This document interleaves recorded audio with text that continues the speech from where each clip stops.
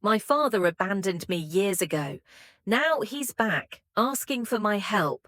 But the truth behind his return is darker than I ever imagined, and I'm left facing a choice: help him or walk away and risk losing everything I've worked for. Welcome to this story.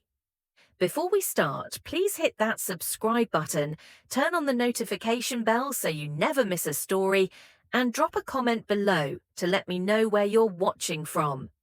Your support means the world, and I'd love to hear your thoughts. It's strange how the past can creep up on you when you least expect it. One minute, I was sitting in my sleek glass-walled office in Soho, reviewing the designs for a new boutique in Mayfair.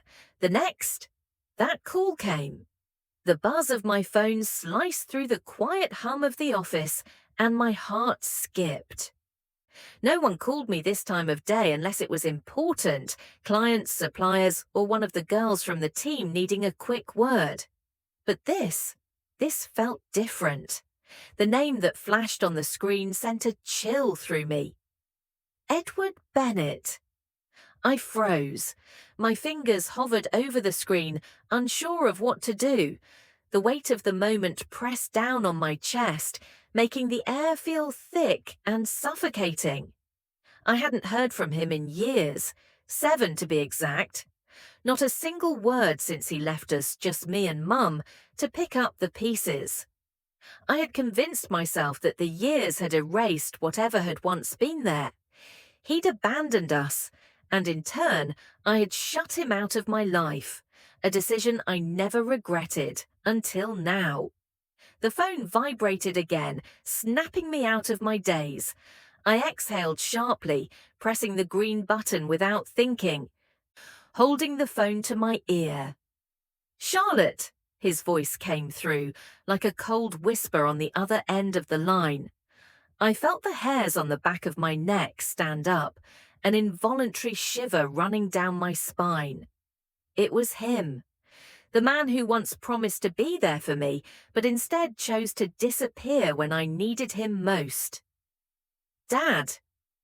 I forced the word out of my throat, almost feeling sick at the sound of it. I hadn't said that name in years. He sighed, and for a moment I almost didn't recognize him. His voice sounded tired, worn down in a way that wasn't just physical. It was as if he'd aged in a way that couldn't be measured in years. I wondered what he had to show for his time away. "Charlotte, it's your father." I clenched my jaw, trying to swallow the bitter taste that suddenly filled my mouth. "Don't pretend like you have a right to be called that, Edward," I snapped, my words coming out sharper than I intended. There was a pause on the other end, and I could almost picture him, standing there, unsure how to answer. A small part of me wondered if he was genuinely remorseful, but that was the same part that had been disappointed before, hadn't it? The same part that had been lied to over and over again. He sighed again, this time a bit heavier, like the weight of his own guilt was pressing down on him. "I'm not asking for forgiveness, Charlotte. He trailed off, and I could hear the uncertainty in his voice. "I want to see you." I stared at the phone, holding it away from my ear for a moment, as if trying to make sense of what he had just said. He wanted to see me, after all these years. He thought he could just waltz back into my life and everything would be fine. The anger surged up, hot and quick, but I bit it back, afraid it would consume me. "See me," I repeated, almost laughing bitterly. "After everything, now you want to see me. Do you really think I've forgotten what you did?" "I don't expect you to forget, Charlotte," he said, the words almost pleading. I need to see you, that's all." I rubbed my temples, feeling the ache of frustration building behind my eyes. There were so many questions I wanted to ask him, so many things I needed to understand. Why did he leave? What made him think it was okay to just walk away? And why, after all this time, did he want to return? I'm not interested in your excuses, Edward, I said, my voice much colder now. You left. You made that choice. And now you think you can just show up and ask for a meet-up like it's some casual coffee between old friends? I don't think so. I know it's a lot to ask, he replied, his voice low and almost desperate. I just thought perhaps we could talk, not about the past, just to see where we are now. His words seemed rehearsed, too measured for my liking. I stood up, pacing the length of my office, my phone clutched tightly in my hand. Where we are now, I scoffed. You're a stranger to me, Edward, a ghost from a life I've long buried. I don't need you in my life now, not after everything. I understand that, he said, his voice softer now, almost sorrowful. But I've seen what you've built, Charlotte. I've heard the stories. You've done well for yourself. I've been proud of you, more than you know.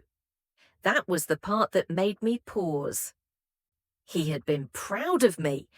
Did that make up for the years he'd been gone? Did it matter now? I ran a successful design firm in one of the most competitive cities in the world, and somehow the weight of that pride felt like a hollow thing, a distant, empty compliment. Yeah, well, pride doesn't fix broken relationships, I muttered, the words escaping before I could stop them. And it sure as hell doesn't erase the years you were missing. I'm not asking for forgiveness, he repeated. Just a chance to speak to you. That's all I'm asking. I bit my lip, torn. I wanted to scream at him, tell him he had no right. But part of me, just a small part, was curious. Curious about why he had come back now. Curious about what he thought he could possibly say that would make things right. My curiosity gnawed at me, pulling at the anger, making the decision even harder. I glanced out the window, the bustling streets of London alive with activity, the world moving on without me, without him. Fine, I said, the word falling from my lips before I could fully comprehend what I was agreeing to. I'll meet you, but don't get your hopes up. I'm not doing this for you, Edward. I'm doing this because I need answers, and once I have them, that's it. Don't expect to be a part of my life after. There was a long pause. I could almost feel him exhale in relief, the sound quiet but sharp. Thank you, he said, and for the first time in the conversation, his voice sounded almost human, vulnerable. I hung up without another word. My hand trembled as I placed the phone back down on my desk. I don't know why I agreed. Part of me wanted to slam the door on him forever. But curiosity, that nagging, relentless thing, had won. I looked out at the skyline again, a weight settling on my chest. Whatever happened next, whatever I found out, it was going to change everything. And I had no idea whether I was ready for that. I should have known that walking into a place like the King's Arms wouldn't do anything to calm the storm raging in my chest. The pub was tucked away in one of the quieter corners of Notting Hill, a charming little spot that reeked of old wood, aged leather, and the comforting buzz of quiet conversation. The kind of place people go to escape, to drown their sorrows, or find solace in the company of familiar faces. I had once thought of it as the sort of place a family would find refuge in, the type of place where memories could be made. Now? It felt more like a pit, a trap waiting to swallow me whole. I'd arrived early, of course. It was my thing. I wasn't about to let him have the upper hand by being the one waiting for me. I wanted to be in control. I wanted the power to walk out at any moment if this conversation went south, if it didn't go the way I had already convinced myself it would. The moment I stepped inside, the warm, dark atmosphere hit me like a slap in the face. The wood floors creaked beneath my heels as I walked past the fire, the soft amber glow of the hearth casting long shadows across the room. I made my way to the back, where I'd arranged to meet Edward, half wondering whether he'd actually show up at all. And then I saw him. I barely recognized him at first. He was sitting alone at a corner table, his back to the fire, hunched in a way that made him appear even smaller than I remembered. His suit was rumpled, the tie crooked, and his once polished shoes were scuffed and worn. His hair, which had once been a dark chestnut, was now thinning at the crown, strands of grey peppering through. And his face. It looked like it had been carved from years of stress and regret. Deep lines beneath his eyes, a sagging jawline, and stubble that he probably hadn't bothered to shave for days. I swallowed, feeling something shift in my chest. It wasn't just anger. There was something else, something that made me want to run in the other direction. I didn't even know what it was yet, but I was sure it wasn't good. He caught sight of me as I walked in and stood up, fumbling with the chair, his movements awkward, as though he was trying to regain some semblance of dignity he had long since lost. He attempted a smile, but it looked strained, forced. "Charlotte," he said, his voice softer than I remembered, It's good to see you." I took a deep breath and looked him up and down, feeling an odd mixture of pity and disgust. "Good to see me," I repeated, the words biting at my tongue. "You've got some nerve, don't you? 7 years, and now you think you can just stroll in and act like nothing happened?" He flinched at the harshness in my voice, but didn't say anything. Instead, he gestured to the chair across from him. "Please, have a seat. Can we just talk?" I didn't sit down immediately. Instead, I stood there, letting the silence stretch between us like a gaping chasm. He looked so different. The man I remembered, my father, was nothing like the broken, frail person sitting in front of me. This man, whoever he was, didn't deserve a place at my table, didn't deserve a moment of my time. But there I was, still giving him a chance. I finally lowered myself into the chair, keeping a wide gap between us, like the space would somehow protect me. "You look terrible," I said, my voice sharper than I intended, but I couldn't help it. The years of resentment had built up inside me, and they spilled out before I could stop them. He ran a hand through his thinning hair, looking down at his drink, as though finding something to focus on other than me. "I know I don't look like the man you remember," he said, his voice quiet. "But the truth is, Charlotte, I haven't been the man I should have been, not to you, not to anyone." I could feel my stomach twist at the apology, but I didn't let it show. "So what is this then? A pity party? You don't get to just waltz in and expect me to forgive you." "You've had years, Edward. Years to fix this, and you chose not to. And now, just because I've built something for myself, you think I'll let you back in?" His shoulders slumped, and for the first time, I saw something flicker in his eyes. Regret? Shame? I couldn't tell. "I know," he said, his voice a mixture of exhaustion and something else. Maybe desperation. "I wasn't the father you deserved. I know that now. But you've built something remarkable, Charlotte. Can't we start over?" I felt my chest tighten, my fists clenching involuntarily under the table. Start over? It was laughable, impossible. "Start over," I repeated, my voice shaking with emotion. "You left me when I was a child, and now you want to come back when I've succeeded, when I've finally gotten my life together. You think you have the right to ask for anything?" His gaze dropped to the table, and I watched as he fumbled with the glass in front of him, his fingers shaky. I almost felt sorry for him. Almost. But I quickly squashed that feeling. There was no room for pity in this conversation, not anymore. You think I'm just going to forgive you for the years you abandoned me and Mum?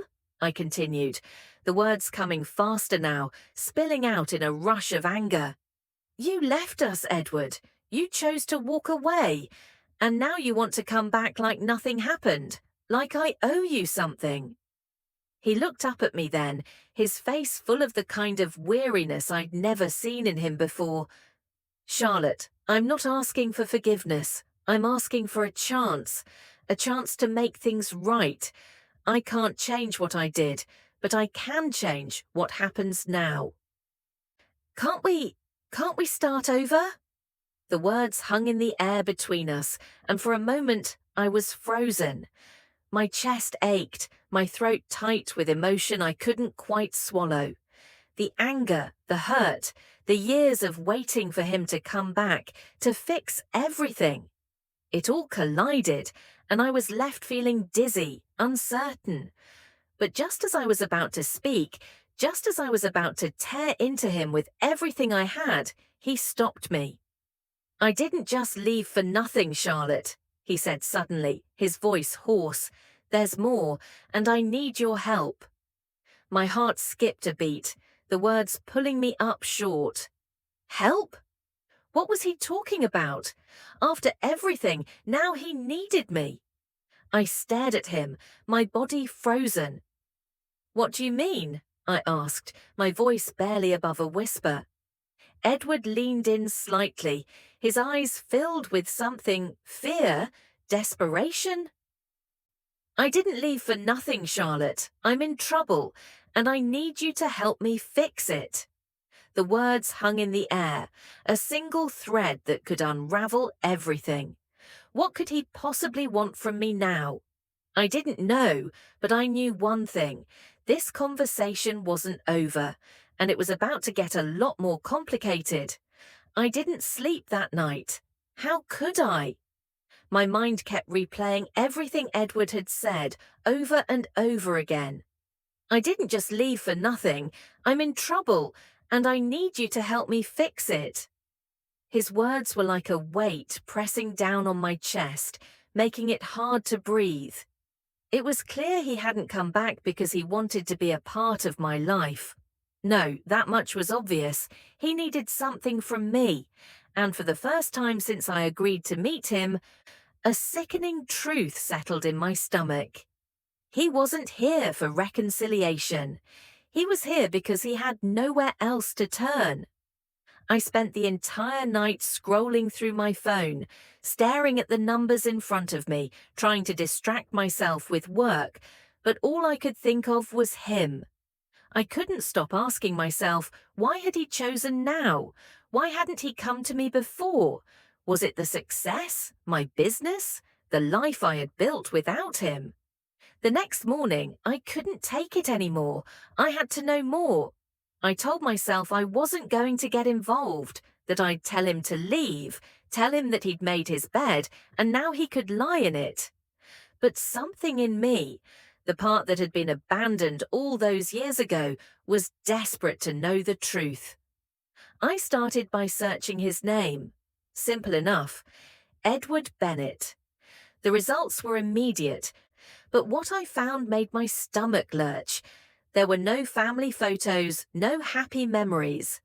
Instead, I found a trail of bankruptcy filings, failed investments, and a company that had crumbled under debts far worse than I could have imagined. One company, a property development firm he had owned, had been liquidated years ago. But it wasn't just business. There were whispers of gambling debts, criminal figures, and dodgy dealings that went south. It was clear my father had spent the last decade running away from his problems, making bad decisions until there was nothing left. I leaned back in my chair, my fingers trembling as I clicked through more articles, more reports. The deeper I dug, the worse it got. He'd been hiding behind lies for years, using people to cover his tracks. My chest felt tight, my breath shallow. This was the man who had abandoned me, the man who had promised everything and yet delivered nothing. I hadn't even realized I was shaking until I felt the cold edge of the desk against my hands, grounding me. The truth was undeniable. He wasn't coming back for closure. He was coming back because he was desperate. I clicked off the computer and stood up, pacing around my small office, feeling the weight of the discovery in my chest. He wanted help. He needed me. But why now, after all this time? The more I thought about it, the more disgusted I became. He had used me before, used my mother, and now he thought he could use me again. The old, abandoned daughter. The one he left behind when things got tough. I grabbed my coat from the back of my chair and stormed out, heading straight for the king's arms. I wasn't about to let this drag on any longer. I was going to confront him, and I wasn't going to let him manipulate me again. When I arrived at the pub, I could already see him through the window, sitting at the same table we'd met at before. His posture was slumped, his eyes downcast as he stared at the glass in front of him. He didn't look up as I entered, but I knew he heard me. I didn't care. I walked over to the table, pulling out the chair with a force that made the metal legs scrape loudly against the floor. He looked up then, his eyes widening when he saw me standing there. I didn't sit down this time. I couldn't. "I know what you're doing, Edward," I said, my voice cold as ice, "and I'm not going to be part of it." He blinked, his face falling slightly. "What are you talking about?" I slammed the papers I'd printed from my research onto the table. They fluttered as they landed, the edges crinkling as if the evidence itself was accusing him. "You've been using me, haven't you?" I said, my voice shaking with a combination of rage and disbelief. "All these years, you've been running from your messes, hiding behind whatever you could, making excuses for why you couldn't be a father, why you couldn't stick around, and now you expect me to clean it up?" He swallowed hard, his hand trembling as he reached for his drink. His fingers brushed the glass, but he didn't pick it up. "Charlotte," he began, his voice quieter now, "I wasn't proud of what I did. I made mistakes, love, but I've lost everything, everything." "Don't tell me you've lost everything," I spat, pacing the length of the table. "You left us everything. You left me with nothing but an empty chair at the dinner table and broken promises. You think that's what I wanted, all these years? To be left in the dust while you ran around making foolish decisions?" He winced at the words, but I didn't care. The anger had taken hold of me, and I wasn't about to let go. "I've worked hard, Edward, harder than you'll ever know. I built my life from the ground up. I fought for everything, and now you come crawling back when I've finally made something of myself, and you want me to save you." His face dropped, and for a moment, I saw something close to shame in his eyes. "Please, Charlotte, I'm desperate," he said, his voice hoarse, almost pleading. "I don't have anyone else. The debts, they've got me cornered. I've lost everything, and now I'm being hunted by people I can't escape." I stopped pacing, my heart suddenly hammering in my chest. "So, that's it? You don't want me, you just want my money?" No, that's not it," he said quickly, standing up now, his voice shaking. "I didn't want this. I didn't want any of this. But you're the only one left who could help. Please, Charlotte, please." I looked at him, his eyes wide, filled with something I hadn't seen in years. Desperation. It made me feel sick. I wanted to walk away. I wanted to turn my back on him for good and never look back. But part of me, the part that was still that little girl, still waiting for her father to come back, wanted to help. But at what cost? "Why should I help you?" I whispered, my voice trembling with a mix of fury and confusion. Why now? Why not before? Why didn't you come to me when you had the chance? He didn't answer right away, and I could see the guilt in his eyes. He didn't have an answer. The silence stretched between us like a thick rope, and in that moment, I realized something. If I helped him, it could be the end of everything I'd worked for. My business, my success, everything. I wasn't sure what I was about to do, but I knew one thing for sure. The next decision I made would be the most important one of my life. The night had settled in deep, the city quiet except for the distant hum of London's life, and I was standing in front of my mirror, staring at my own reflection. My fingers pressed against my forehead, as if I could somehow press away the knot in my chest that had been there since I walked out of the king's arms hours ago. It was a feeling I couldn't shake, this suffocating, all-consuming uncertainty. A part of me wanted to turn away from Edward, to shut the door and never look back. But another part, a smaller part buried deep under layers of resentment, still yearned for some kind of resolution, some kind of closure. I hated myself for it. I hated that after all these years of doing just fine without him, I could still feel a flicker of something dangerously close to hope. That was the part of me that had never gotten over the fact that he left. The part of me that had been 7 years old when he walked away, without a word, without a goodbye. I'd grown up with that empty space at the table, the silence on holidays, the vacant room in the house where a father should have been. That same father who now wanted my help. That same father who had abandoned me and my mother without a second thought. I turned away from the mirror and grabbed my coat, my fingers trembling slightly as I pulled it on. My mind was a jumbled mess of thoughts and emotions. But there was one thing I was certain of. I couldn't face this alone. I needed someone who knew me, someone who'd been there with me through it all. And there was only one person I trusted with the truth. The only person who could help me navigate this, even if I didn't want to hear what she had to say. I grabbed my phone and dialed Mum's number, pacing the floor of my flat as I waited.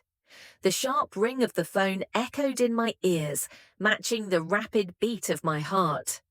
Charlotte! Her voice was instantly familiar, soothing in a way that almost made me break down. Are you all right? Mum, I said, my voice cracking. I don't know what to do, I really don't. There was a long pause on the other end of the line, followed by the sound of her sighing softly. Where are you? I'm just about to leave, I replied. I need to talk to you. It didn't take long to get to Isabel's flat in Fulham. The small, quaint townhouse was warm and inviting, the kind of place where you could curl up with a good book and forget the world existed. It had always been her sanctuary, the place where she could retreat after a long day of working as a solicitor, and where I had spent hours growing up, seeking refuge from the brokenness of my childhood. I let myself in, and Mum was already in the kitchen making tea. The kettle was whistling softly as I walked in, and she didn't look up at first. She was focused on the task at hand, her movements deliberate and measured. It was the one thing that never changed, her sense of control, her ability to keep everything in order, even when her world was falling apart.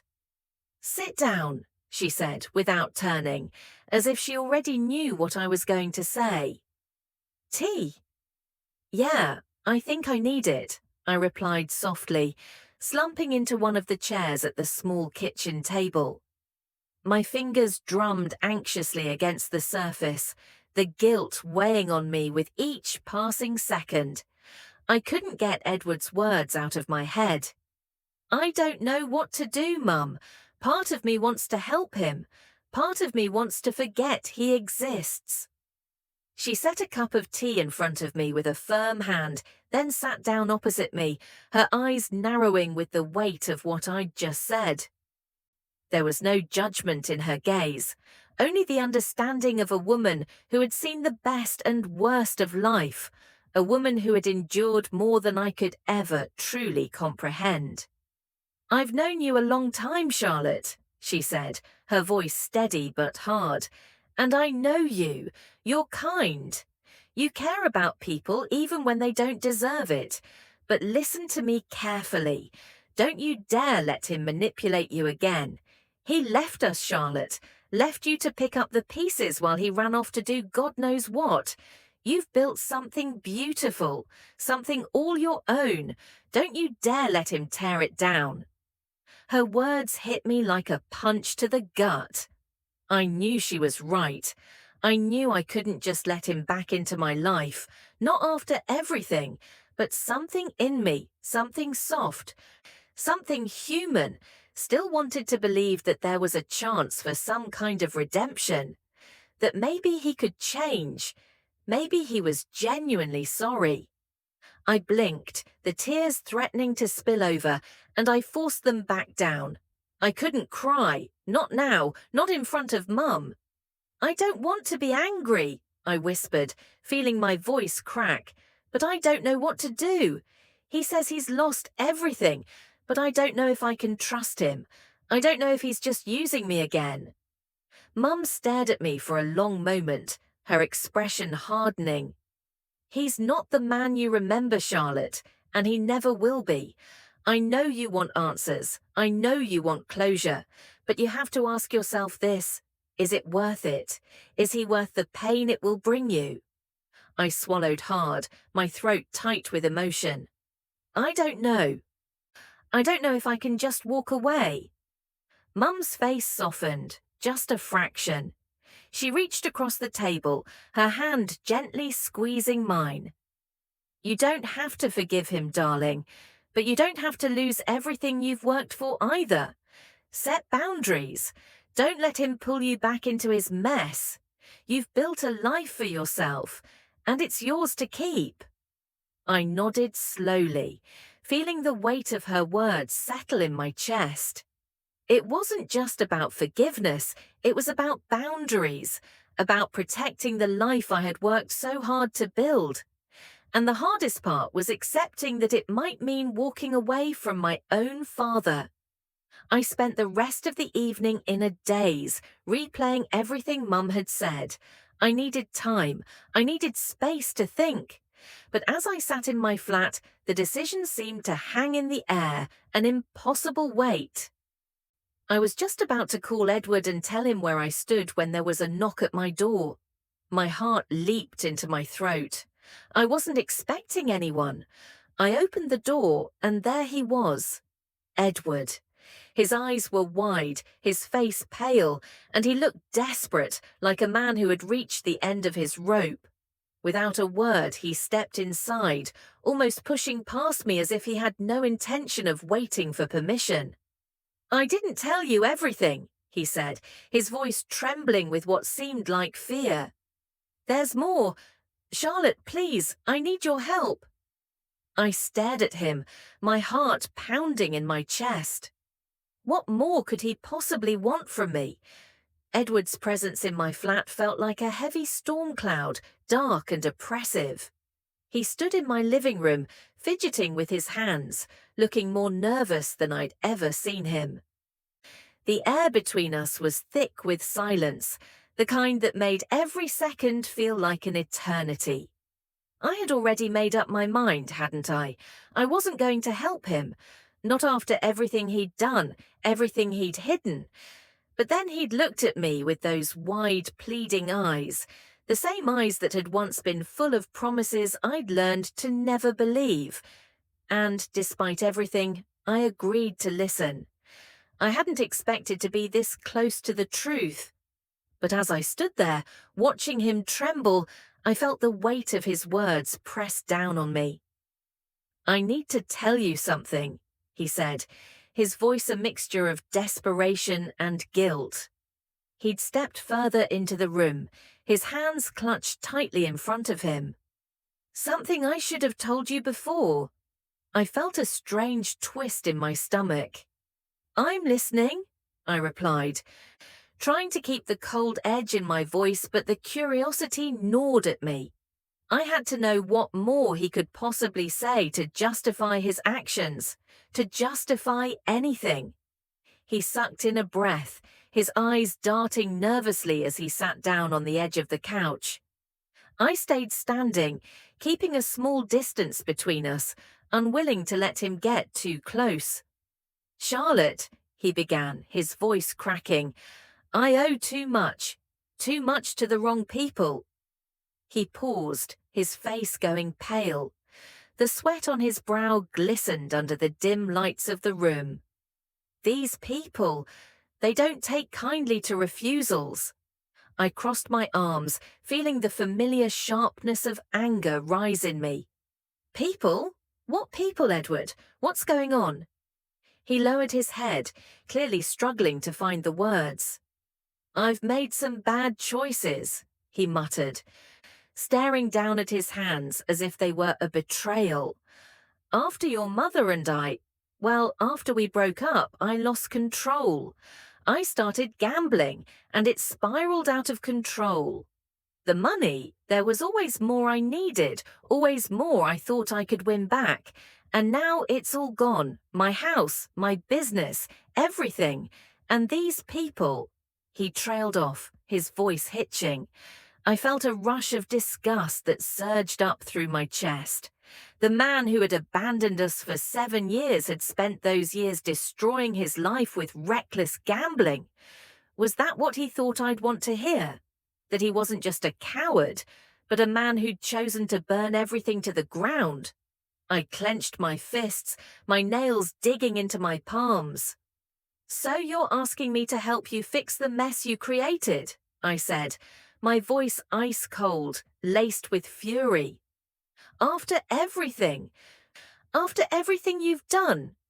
He raised his eyes, locking onto mine with a look of desperation that made my stomach churn. "I didn't want this, Charlotte. I didn't want to lose everything, but I did. And now—" He paused, swallowing hard, as if the next words were too painful to speak. "These people are dangerous, Charlotte. They don't wait. They've given me until the end of the month to settle up. I don't know what they'll do if I don't." I could feel my heart pounding in my ears, the blood rushing to my face as the truth finally hit me. This wasn't just a financial problem. This was something far darker, something I couldn't even comprehend. And suddenly I felt as if I were suffocating in the air around us, the room closing in. I wanted to scream. I wanted to slam the door in his face and tell him to get out of my life forever. But something kept me rooted to the spot, unable to move. Was it the guilt? Was it the hope I still clung to, that there was some part of him that could be saved? "I can't," I whispered, the words barely coming out. "I can't fix this for you." His face fell. "I don't expect you to fix it," he said quietly. "But I need your help. I need you to lend me the money, Charlotte. I don't have anyone else to turn to. Please. I can't lose everything. I can't lose my house. I won't survive it." His words sank into the room like stones, each one heavier than the last, and I couldn't breathe. I thought of the business I'd worked so hard to build, the empire I'd painstakingly put together, my clients, my reputation, my future.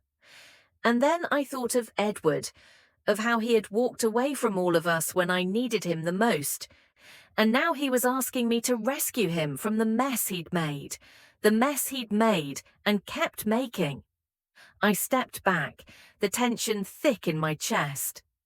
"No," I said firmly, my voice trembling with rage. "You want me to rescue you from your own mistakes, Edward? After everything? No, I won't do it. Not now, not after you've chosen this life." He shook his head, his eyes pleading again, but I didn't flinch. "I never wanted this life," he repeated. "I never wanted any of this. I didn't mean for it to get so bad, but now it's too late." I turned away from him, unable to look at him anymore. I couldn't. "Then fix it yourself," I muttered, my voice hardening. "I'm done." I reached for my phone, intending to end the conversation, but before I could dial, there was a sharp knock at my door. I froze. Who could that be? I turned back to Edward, whose face had gone pale once more. His eyes were wide with panic. "What's going on?" I asked, a knot forming in my stomach. He swallowed hard. I don't know," he said, his voice tight. "But I think they found me." My blood ran cold. I rushed to the door and opened it, my heart racing. There, standing in the doorway, was a tall man I didn't recognize. He was dressed in a sleek black suit, his face stern and expressionless. He was holding a thick envelope in his hand, which he extended toward me. "Miss Bennet?" he asked, his voice low and clipped. I nodded slowly, uncertain. "Yes?" He stepped forward, his gaze briefly flicking toward Edward, who was now standing behind me, his posture stiff and fearful.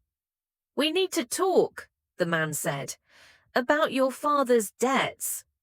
I felt my heart stop. "I don't know what you're talking about," I said, the words slipping out of my mouth in a panic. The man glanced at me, his eyes narrowing. "If you want to help him," he said, his tone suddenly sharp, "you can. But you'll have to help him in ways you might not understand. We can clear all his debts, but it comes with a price." My chest tightened as I looked from him to Edward, the weight of his words sinking in. "A price?" I whispered. "What price?" The man's lips curled into a cold smile. "We'll explain it when you're ready to make your decision, but just know this. Your life, Miss Bennet, will never be the same once you say yes." I didn't sleep for 2 days. The decision kept me awake, twisted in knots, churning in my gut like a stone I couldn't swallow. The offer, the ultimatum, really, had hung in the air ever since the man in the suit had left, his cold eyes lingering on me as though daring me to make a move. The words he'd spoken about the price echoed through my mind, and every time I closed my eyes, I saw Edward's desperate, pleading face. I'd never been so close to the edge. I'd spent my whole life building up my career, my sense of self. I'd worked harder than anyone I knew to get here, to make something out of the mess my father had left me with. And now, just when things were finally starting to make sense, just when I was starting to feel like I had my footing, Edward had thrown me back into the chaos, asking for the one thing I had sworn I would never give, a chance to fix his mistakes. The problem was I still cared about him. Despite everything, there was a part of me that wanted to help him. That wanted to see the man I once called Dad find redemption. And maybe, just maybe, there was a sliver of hope inside me that I could make up for the years we'd lost. But deep down, I knew better.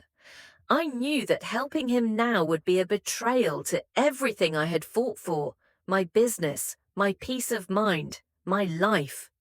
I needed to make the choice, but I didn't know what choice was the right one. I paced around my flat, the walls closing in as the weight of my thoughts pressed down on me. The window was open, and the sounds of London, buses, chatter, the hum of the city, filtered through, but they didn't reach me. My mind was 1,000 miles away. I had called Thomas earlier, hoping for some clarity, and now he was sitting across from me, watching me with an expression that was equal parts concerned and resigned. I ran my hands through my hair, my thoughts spiraling. "I don't know who I am anymore," I confessed, my voice shaking. I hadn't realized how fragile I'd become until now. The cracks in my composure were showing, and I hated it. I'm torn between what I owe him and what I owe myself. Thomas didn't respond immediately. He sat back in the armchair, his hands folded in his lap, his gaze unwavering. He'd known me for years, since uni, and we'd been through hell and back together. I trusted him, and that was why I'd called him. But even now, I could tell he wasn't sure what to say. "I get it," he finally said, his voice low. "But Charlotte, you can't lose yourself in this. You've spent your entire life building something beautiful, something you can be proud of. And now you're standing on the edge of throwing it all away for a man who left you. He's asking you to clean up his mess, and you're not the one who made it." "I know," I said, the words tasting bitter in my mouth. "I know I'm not responsible for the mess he's made, but he's my father, Thomas. And no matter how much I want to hate him, no matter how much he doesn't deserve anything from me, I can't just walk away. I can't, not completely." Thomas leaned forward, his eyes soft but firm. "Charlotte, listen to me." He reached out, placing a hand on my shoulder. "You don't owe him a thing. You've built your life on your own. You've done it all without him, and you've done it well. This is your decision. You've got to ask yourself, is it worth sacrificing everything you've worked for? Is he worth that?" His words hung in the air like a heavy weight, sinking into me, lodging somewhere deep inside. I wanted to nod, to agree with him. I wanted to walk away and leave him to his own devices. But something inside me, something soft, vulnerable, kept pulling me back to the moment I had seen him standing in my living room, eyes wide with fear. The image haunted me. I stood up and walked to the window, my hands pressed against the cool glass. I stared out at the city, the streets bustling below, a chaotic sea of movement and life. The world outside felt so far from the world I was trapped in, inside this flat, inside my mind. "I feel like I'm failing," I whispered to no one in particular. "If I walk away, I'll never know what happened to him. I'll never know if I could have helped, if I could have fixed things for him, if I could have made a difference." "And you think that's what you're supposed to do?" Thomas asked quietly. His voice edged with disbelief. "Make a difference for someone who never made a difference for you? Charlotte, you've given him every chance. You're not responsible for fixing his life. You're not his savior. You're not his second chance." I didn't answer him at first. I simply stood there, staring out into the city, lost in the sea of my thoughts. And then, slowly, I turned to face him again.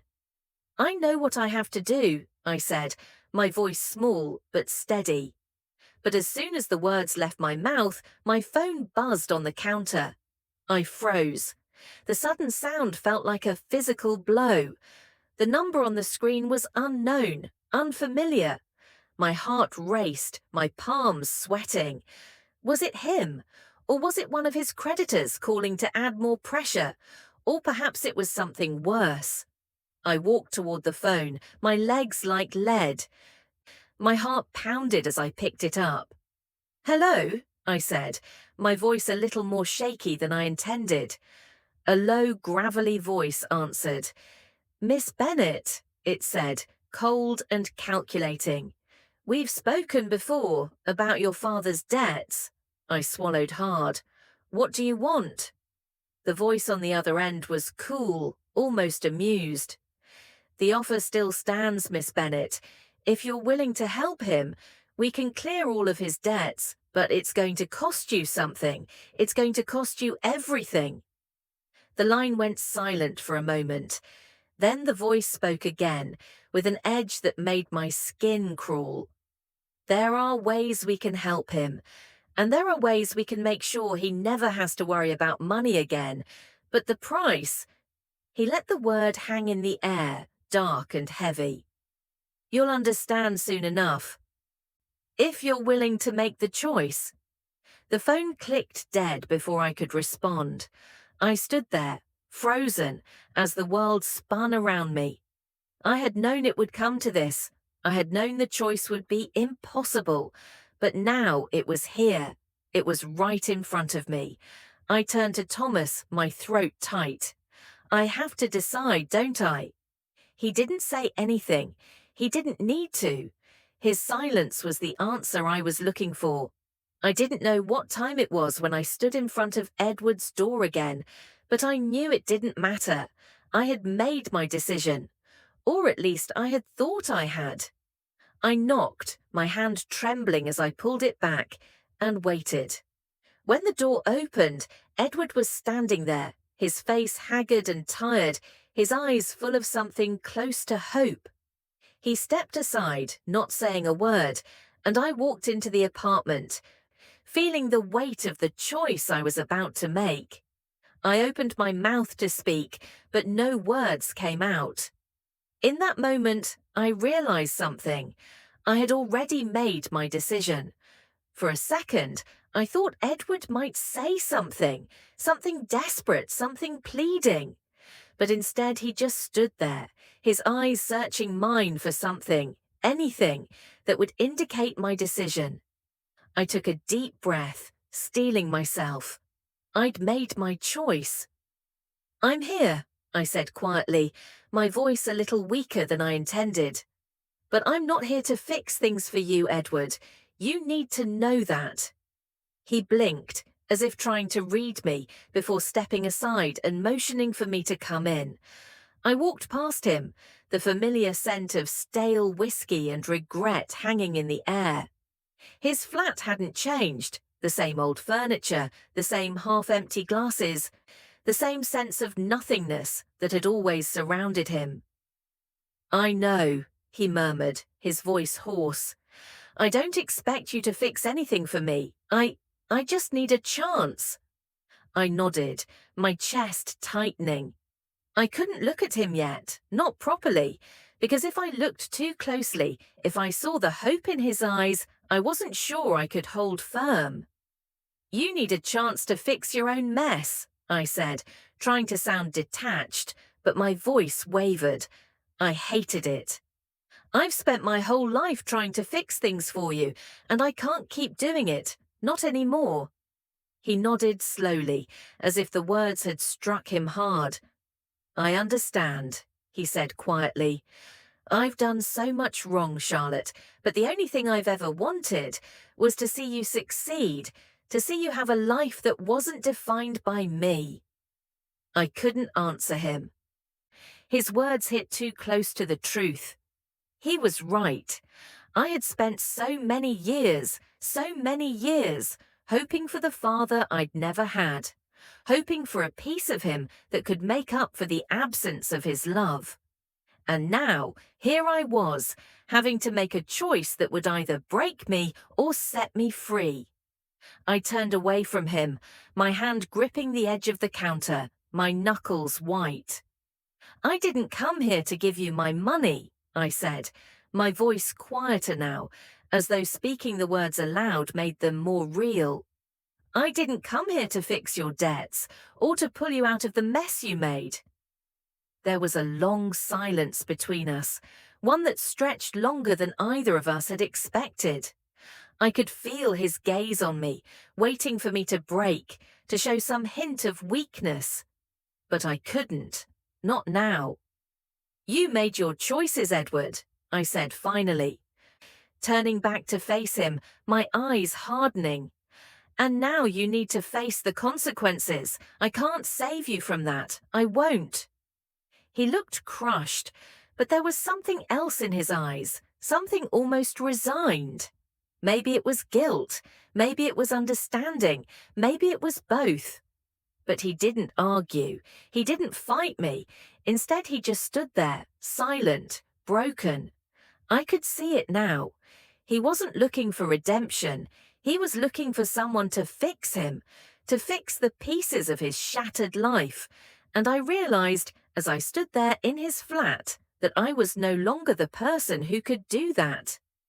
"I'm sorry, Charlotte," he whispered, his voice raw, but the apology was too little, too late. I turned away from him, heading toward the door. "You're not sorry enough," I said, my voice barely audible. "Goodbye, Edward." I didn't look back. I couldn't. The walk back to my flat was a blur of thoughts. The city streets were quieter now, the usual bustle of the crowds dulled by the late hour. I walked through the familiar streets of London, but for the first time in years, they felt like a foreign world. The weight of my decision settled over me like a fog, clouding my vision, making it hard to think clearly. I had made the choice, and now I had to live with it. I'd chosen me, and it felt both like relief and heartbreak. The next morning, the phone rang. I didn't have to look at the caller ID to know who it was. I let it ring out, the familiar sound of his name flashing on the screen, taunting me with the choice I'd made. I didn't answer. I had said everything I needed to say to Edward. Now it was time for me to move on. I sat down at my desk. The papers from the previous day scattered in front of me, the start of a new project I was determined to complete. For the first time in months, I felt a sense of clarity. I wasn't sure what would happen to Edward.